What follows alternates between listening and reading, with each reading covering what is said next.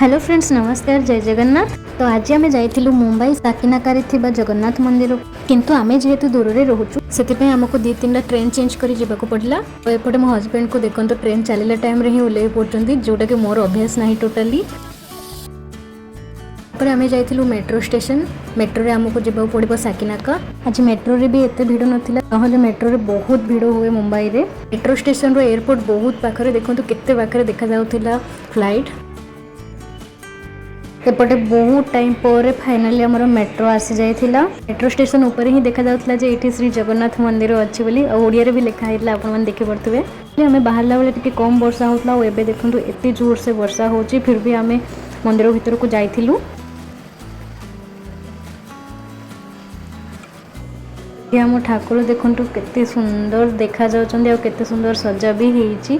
जेहेतु आज एकादशी थिला तो बहुत गहली थिला। जगह दर्शन करबा परे आमे भोले बाबांकर भी दर्शन करिथिलु। एक्चुअली एठी आसले आपन लागिबो जे आपन ओडिसा रे ही अछंदी, काहे कि ना एठी बहुत लोक ओडिसा रो रहंती। एठी देखिबे ना ओडिया रो होटल, ओडिया रो मिठा दुकान सबु अछि एठी। दर्शन सारी आम आसी जाइलु ब्रेकफास्ट करने, जोटा कि आम ओडिसा रो सबुठु फेमस पूरी उपमा तरकारी।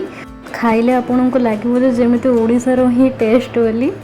ब्रेकफास्ट करबा परे एठी हस्बैंड कर फ्रेंड को सहित भी देखा है जाइथिला। कथाबार्ता सारी आमे जाई पहुंची जाइथिलु डी मार्ट रे।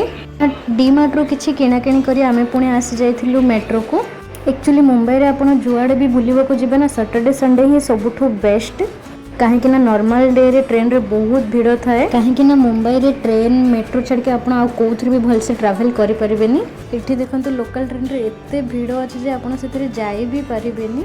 एठी हमको भोक लागिबारु टिके स्टेशन रो बाहर को आसी जाइथिलु सेव पूरी खाइबा पई। फिर आमे दिबा स्टेशन रो घर को आसी जाइथिलु। जदि वीडियोटी भल लागिला लाइक शेयर सब्सक्राइब निश्चय करिवे। रहिली, नमस्कार, जय जगन्नाथ।